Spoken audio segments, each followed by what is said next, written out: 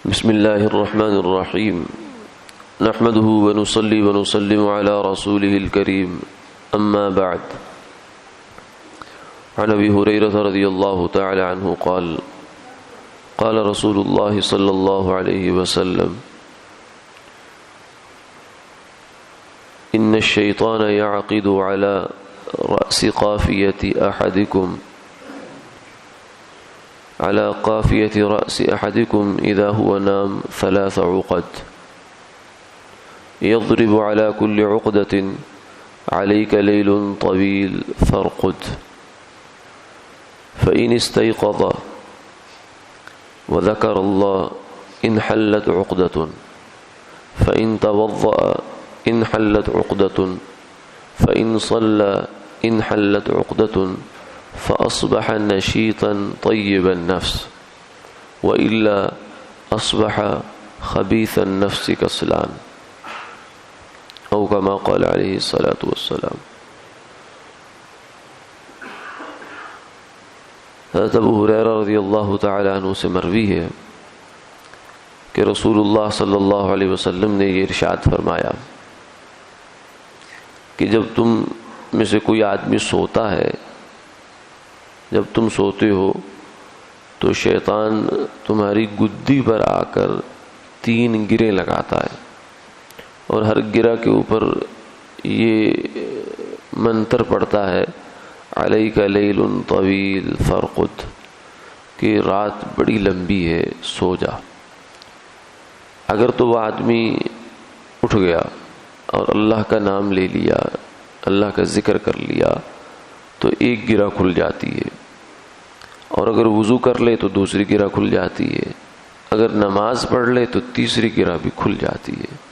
پھر وہ اس حال میں صبح کرتا ہے کہ صبح کے وقت وہ آدمی بڑا خوشگوار مزاج میں ہوتا ہے اور چستی اس کے اندر ہوتی ہے، اور اگر یہ کام نہیں کرتا، وہ پڑا رہتا ہے، تو پھر وہ بڑے بد مزاج، صبح اس کی بد مزاجی کے ساتھ ہوتی ہے اور سستی کے ساتھ ہوتی ہے۔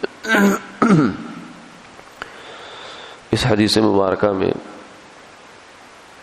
ہم میں سے ہر ایک کے ساتھ جو معاملہ پیش آتا ہے رات کو سوتے وقت، اس کا تذکرہ ہے کہ شیطان اپنا کام کرنے کے لیے آ جاتا ہے، کہ اسے اس سے غرض نہیں ہے کہ ابھی سو رہا ہے تو اس کو آرام مل جائے گا یا نہیں ملے گا، بلکہ اس کو غرض اس سے ہے کہ یہ صبح کی نماز نہ پڑھے۔ یہ جب صبح اس نے اٹھنا ہے تو اٹھنے سے پہلے اس کا ایسا بندوبست کر کے رات کو سویا جائے کہ یہ صبح کے لیے اٹھ نہ سکے۔ چنانچہ اس بندوبست کے لیے انسان کے سر کے بالکل پچھلے حصے میں گدی جسے کہتے ہیں، وہاں پر 3 گرے لگاتا ہے۔ 3 گرے لگانا کسی چیز کو انتہائی مضبوطی کے ساتھ باندھنا ہوتا ہے۔ عام طور سے 2 گروں سے یا 1 گرہ سے چیز بندھ جاتی ہے، لیکن اگر تسلی نہ ہو تو پھر 2 گرہ لگائی جاتی ہے، پھر 3 لگائی جاتی ہے، تاکہ اب تسلی ہوگی، اب یہ گرہ کھلنے والی خود سے نہیں ہے۔ تو وہ شیطان اپنی جانب سے رات کو پوری تسلی کر کے سوتا ہے، اور پھر ہر گرہ کے اوپر یہ منتر بھی پڑھتا ہے، یہ جملے بھی کہتا ہے علیک لیل طویل فرقد، کہ تو رات بڑی لمبی ہے سو جا۔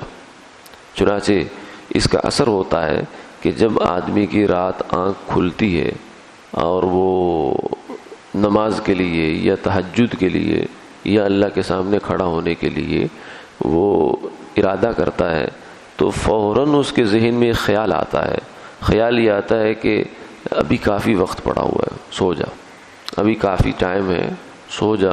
اچھا پھر اٹھ جاتا ہوں، پھر 5 منٹ مزید سو لے، 10 منٹ اور سو لے، پھر اٹھ جاتا ہوں۔ تو یہ جو اس کے ذہن میں بار بار تلقین آتی ہے، خیال آتا ہے، یہ فرمایا اسی گرہ کا اثر ہوتا ہے۔ شیطان نے جو انسان کے سر پہ لگا دی ہے، اسی کا اثر ہوتا ہے کہ آدمی اٹھنے میں سستی کرتا ہے۔ اب یہاں موقع ہوتا ہے کہ آدمی ایک دم اٹھ جائے۔ اگر کسی نے اس کو جگا دیا، الارم سے جاگ گیا یا کسی کے جگانے سے جاگ گیا، یا من جانب اللہ ویسے ہی آنکھ کھل گئی، تو اب سستی نہ کرے، اب کروٹ بھی نہ بدلے، بلکہ کروٹ بدلے بغیر سیدھا کھڑا ہو جائے، اٹھ جائے، اللہ کا نام لے، سب سے پہلے جب اللہ کا نام لے گا تو اللہ کے نام میں بڑی برکت ہے. شیطان کی ایک گرہ کھل گئی, صرف اس نے اللہ کا نام لیا, الحمدللہ کہہ دیا, الحمدللہ الذی احیانا بعد ما اماتنا والیہ النشور, دعا پڑھ لی کہ تمام تعریفیں اس اللہ کے لیے ہیں جس نے ہمیں مارنے کے بعد دوبارہ زندہ کیا, اور حشر کو اسی کے پاس جمع ہونا ہے. ہم نے ایک گرہ کھلی, پھر اس کے بعد اٹھ کر وضو کیا تو دوسری گرہ کھل گئی. پھر جب نماز پڑھ لی, چاہے تہجد کی نماز پڑھی یا فجر کی نماز پڑھی, تو اس سے تیسری گرہ بھی کھل گئی. شیطان نے اپنی جانب سے کتنا پکا بندوبست کر کے سویا تھا, لیکن فرمایا ان کید الشیطان کان ضعیفا, شیطان کا مکر بہت بودا ہے, کمزور ہے. آدمی تھوڑی سی ہمت کرے, بس آپ کی ہمت شیطان کے مکر کو توڑ کے پرے پھینک دیتی ہے. تو یہ ہمت ہی تھی جو بستر سے انسان اٹھا, اللہ کا نام لیا, وضو کیا, تو بس آگے معاملہ آسان ہوتا چلا جاتا ہے. جب بستر سے اٹھ لیے تو وضو کرنا آسان ہو گیا, جب وضو کر لیا تو نماز پڑھنی آسان ہو گئی. تو اس کے بعد فرمایا کہ نتیجہ کیا نکلتا ہے؟ نتیجہ یہ ہے کہ جو بندہ نماز پڑھتا ہے, فجر کی باجماعت پڑھتا ہے, تو اور زیادہ اچھا ہے. تو اس کو بڑی خوشگوار ایک کیفیت محسوس ہوتی ہے. وہ کیفیت اس کو کبھی نہیں ہو سکتی جو آدمی بستر پر پڑا سوتا رہتا ہے حتیٰ کہ سورج نکل آتا ہے.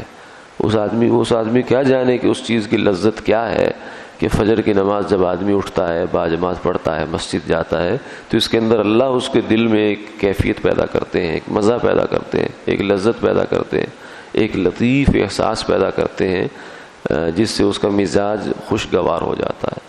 اس مزاج کی خوشگواری کے لیے لوگ نہ جانے کیا کیا کام کرتے ہیں. کوئی کہتا ہے موسیقی سنو, کوئی کہتا ہے کہ فلاں چیز استعمال کرو. نہیں, اللہ کی یاد میں اطمینان ہے دل کا, اور چستی بھی آتی ہے ایسے آدمی کے اندر. اور جو دوسرا آدمی ہے جس نے شیطان کی گیروں کو ویسے کا ویسے ہی چھوڑ دیا, آنکھ کھلی لیکن کہتا ہے پھر سو جا, سو گیا. شیطان نے کہا سو جا, کہتا ہے سو گیا.